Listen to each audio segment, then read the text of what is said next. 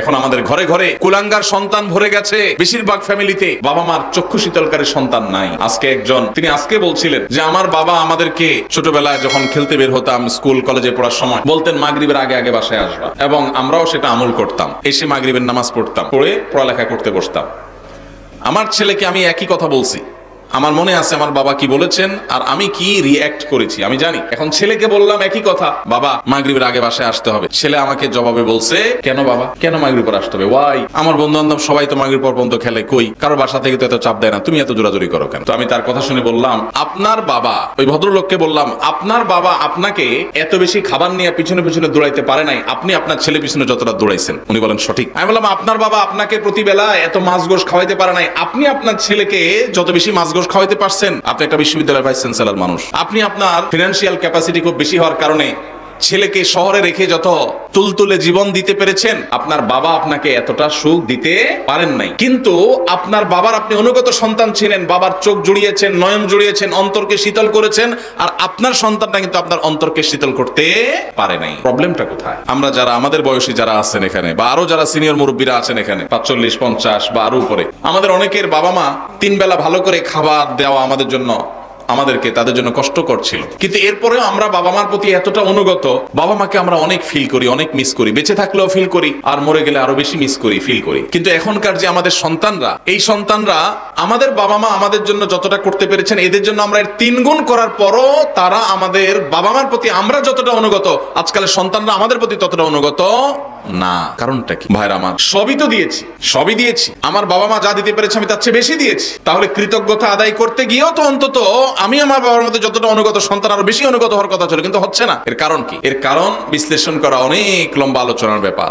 একক কোনো কারণ এখানে বলা কঠিন, অনেকগুলো কারণ রয়েছে। এর ভিতরে একটা কারণ হলো আমাদের এই সমাজ ব্যবস্থা, এটা পশ্চিমা সংস্কৃতি দ্বারায় এত বেশি প্রভাবিত হয়ে গেছে যে আমাদের সন্তানরা এখন তারা এদেশীয় সংস্কৃতি, এদেশে মানুষের কৃষ্টি, কালচার, সভ্যতা, এদেশের মানুষের তাহজিব, তামাদ্দুন এবং অ্যাজ এ মুসলিম ইসলামের যে কৃষ্টি কালচার, সেই জায়গা থেকে অনেক দূরে সরে গেছে। আমাদের তরুণদের একটা বড় অংশ তারা বিপদগামিতার দিকে চলে গেছে। এর কারণ যেমন পশ্চিমা সংস্কৃতির আগ্রাসন আছে, নাটক সিনেমার নামে, বিনোদনের নামে যেগুলো দেখছেন সারাক্ষণ, আপনার ভেতরের জগৎকে পরিবর্তন করে দিচ্ছে। সেগুলো আপনার ইমান, আমল, চিন্তাধারা সবকিছুকে প্রভাবিত করে নিজের অজান্তে চেঞ্জ করে দিচ্ছে। আপনি মুসলমান থাকছেন নামে আর খোলসে, ভেতর থেকে আপনাকে পরিবর্তন করছে, আপনি টেরও পাচ্ছেন না। আপনার সন্তানকে আপনি শিক্ষা দিচ্ছেন, স্কুল, কলেজে, ইউনিভার্সিটিতে শিক্ষা নিতে গেছে যে সন্তান, সেখান থেকে শিক্ষার উপরে ভর করে পশ্চিমা যে সংস্কৃতি আসছে সেটাও সে ধারণ করেছে, শিক্ষিত হচ্ছে, পাশাপাশি সে পশ্চিমা ধ্যান ধারণায় বিশ্বাসী হচ্ছে। এর ফলশ্রুতিতে ইসলামের যে ট্র্যাক, ইসলামের যে সুমহান শিক্ষা, সেই শিক্ষা থেকে বঞ্চিত হয়ে ধ্বংস হয়ে যাচ্ছে। এর অনেক কারণের ভিতরে একটা কারণ হলো সন্তানকে আপনি সেইভাবে হালাল খাবার খাওয়াতে পারতেছেন না আপনার বাবা মা যেটা আপনাকে খাওয়াতে পেরেছে। আপনার বাবা মা অনেক কষ্ট করে অল্প খাওয়াইছেন, কিন্তু হালাল খাওয়াইছেন, তার বরকত ছেলের মধ্যে আপনি পাইছেন। আপনি আপনার ছেলে মেয়েকে যা খাওয়াচ্ছেন বুকে হাত দিয়ে বলতে পারবেন না যে টনটন করে বাঁচবে, এতটা হালাল এবং পিওর যেটা আপনার বাবার সম্পদের মধ্যে ছিল, সেটা যদি আপনার সন্তানের মধ্যে আপনি করতে পারেন, ইনশাআল্লাহ এই যুগেও আপনার সন্তান সবচাইতে সভ্য, ভদ্র এবং মাথা নিচু করে বিনম্রতার সাথে আপনাকে শ্রদ্ধা নিবেদন করবে। এই জন্য সন্তান খাইলো কি খাইলো না এটার জন্য যতটা মরিয়া মায়েরা, এর চেয়ে বেশি মরিয়া হবেন সন্তানের পেটে হালাল ঢুকছে নাকি হারাম ঢুকছে বিষয়টা নিয়ে। আল্লাহ আমাদেরকে সেই তৌফিক দান করুন। আমার স্বামী প্রবাসে থাকে, কেনাকাটার সবকিছু আমার করতে হয়, এক্ষেত্রে কি আমি গুনাহগার হব? কোন বোন তার স্বামী যদি প্রবাসে থাকেন, দেশে তার বাজারঘাট করে দেওয়ার মতো কোনো মানুষ যদি না থাকে, তিনি যদি বাজারঘাট করার জন্য, কেনাকাটা করার জন্য যাওয়া লাগে, শরঈ পর্দা মেনটেন করে তিনি যেতে পারবেন, কিনতে পারবেন। তবে যদি অন্য কোনো পুরুষ লোক থাকেন আশেপাশের, যাদের দিয়ে কেনাকাটা কাজটা সারা যায়, তাহলে সেটাই করা উচিত, ওইটাই অধিকতর উত্তম। এবং আজকাল অনলাইনে অনেক জিনিসপত্র কেনাকাটা করা যায়, বিশেষ করে শহরে চাইলেই অনলাইনে কল করলে বাসা বাসায় মাল চলে আসে। সেই পদ্ধতি অবলম্বন যাদের করার সুযোগ আছে তারা সেটা করা উচিত। একান্ত কোনো উপায় না থাকলে তিনি অবশ্যই যেতে পারবেন, কিন্তু পর্দা মেনটেন করে। অনেক সময় আমাদের বোনেরা এই সুতা দিয়া, এই উজুহাত দিয়া লাগবে লবণ 1 কেজি, বাজারের এ মাথা থেকে ওই মাথা পর্যন্ত 7 চক্কর তওয়াব দিয়ে ফেলে, আছে না নাই? এই জন্য ইন্নামাল আমালু বিন্নিয়াত। আপনার স্বামী প্রবাসে আছে, বাজারে যাওয়া জায়েজ আছে, হুজুরের কাছে মাসালা নিয়েছেন, নিয়ে এবার বাজারে বাজারে ঘুরতেছেন অহেতুক।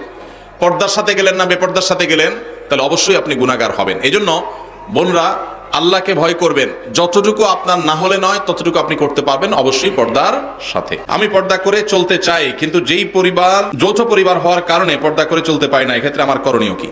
যৌথ পরিবারে পর্দা করাটা একটু কঠিন, একটু কষ্টের, ডিফিকাল্ট।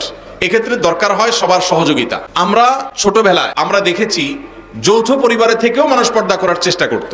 একই বাড়িতে কয়েকজন মানুষ বসবাস করত, কয়েক ভাই আসতেন, সবার স্ত্রী বাসায় আছেন, একই ঘরে এক একটা কক্ষে এক একজন থাকেন। তো বাহির থেকে আসলে অনেক সময় গলা পরিষ্কার করে ঢুকতো, গলা পরিষ্কার করে প্রবেশ করতো, যাতে করে মেয়েরা তারা নিরাপদে সাইড হয়ে যায়, পর্দার খেলাপ না হয়। এখন হায়া লজ্জা এমন উঠছে, হনহনায় ঢুকে যায়, ন্যূনতম পর্দার বিধানটা জানেই না। এটা মুসলমানদের জন্য লজ্জা। যৌথ ফ্যামিলিতে থেকে পর্দা করা সম্ভব যদি সবার সহযোগিতা থাকে। ঠিক আছে, পুরুষরা যখন আসবে মহিলারা সাইড হয়ে যাবে, পুরুষরা যখন বের হবে মহিলারা তখন সাইড দিবেন, মহিলারা যখন থাকবেন পুরুষরা ঢোকার আগে তাদের পারমিশন নেবেন, প্রাইভেসি মেনটেন করবেন। দেখুন, ইসলামের পর্দার বিধানটা হলো মানুষের প্রাইভেসি রক্ষা করার জন্য। মানুষের প্রাইভেসি মেনটেন করা, রক্ষা করা, এটা ইসলামের অনেক বড় একটা সৌন্দর্য, যে ইসলাম মানুষের প্রাইভেসি রক্ষা করেছে। একজন নারী, আপনি তার সৌন্দর্য তার অনুমতি ছাড়া বা তার সৌন্দর্য আল্লাহর অনুমতি ছাড়া আপনি দেখে অবলোকন করবেন, আপনার জন্য হারাম করা হয়েছে, তার প্রাইভেসি আপনি নষ্ট করছেন। আবার একইভাবে আপনি তাকে নিয়ে মনোজগতে যে বাজে জল্পনা কল্পনার মধ্যে হারিয়ে যাওয়ার আশঙ্কা আপনার মধ্যে আছে এই পর্দাহীনতার কারণে, এই কারণে আল্লাহ তাআলা আমাদের জন্য এটা নিষেধ করেছেন। এই জন্য যৌথ ফ্যামিলিতে থেকে পর্দা করা যায় যদি সবার সহায়তা থাকে, যদি না থাকে তাহলে আলাদা থাকবেন, ছোট্ট কুড়োঘর নিয়ে ফ্যামিলির সাথে পড়া করে তাদেরকে বুঝায়া যে পর্দার জন্য আপনি আলাদা হচ্ছেন। অনেক সময় দেখা যায় অনেক মহিলা আছে আলাদা হওয়ার জন্য একটা সুতা খোঁজে, সুতা, এই সুতা খুঁজে এক একটা মাসালা বাইর করে হুদাই, কোনো কারণ ছাড়াই। তো এটা করা যাবে না। আর যদি সত্যিই পর্দার অসুবিধা হয় তাহলে স্বামীর কর্তব্য স্ত্রীর জন্য অবশ্যই পর্দার ব্যবস্থা করা প্রয়োজন, সেটা বাছা আলাদা করে হলেও। মহিলাদের পর্দা করার ক্ষেত্রে মুখ ঢাকা কতটুকু জরুরি? বিশুদ্ধ মত অনুযায়ী, নিরাপদ মত অনুযায়ী মুখমণ্ডলও পর্দার অন্তর্ভুক্ত ঢাকবেন।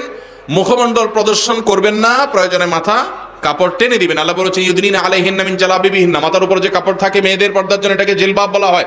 আল্লাহ বলেছেন এই জালাবিব তারা মেয়েরা টেনে দিবে। এই যে টেনে দিতে বলছেন এটা কেন? এটাই তো মুখাবয়বকে ঢাকার জন্য। আমাদের আয়েশা রাদিয়াল্লাহু তাআলা বলেছেন হজের সময় আমি যখন নবীজি সাল্লাল্লাহু আলাইহি ওয়াসাল্লামের সাথে হজ করেছি সেই বছর আমি ইহরামরত অবস্থায় মেয়েদের জন্য মুখ উন্মুক্ত রাখতাম। যখনই কোনো পুরুষ চোখের এরিয়াতে চলে আসতো তখন আমি কাপড় টেনে দিতাম। এখান থেকে বোঝা যায় তারাও মেয়েদের চেহারার পর্দা করতেন। এটাই হলো অধিকতর বিশুদ্ধ এবং অধিকতর আপনার নিরাপদ মত। এজন্য বোনরা পর্দা যখন করবেন মুখমণ্ডলও ঢাকার চেষ্টা করবেন, সেটা হবে এই ক্লাসের পর্দা। যারা সেটা করতে পারছেন না, অন্তত শুরুটা করেছেন, অবশ্যই তাদেরকে আমরা অ্যাপ্রিসিয়েট করব।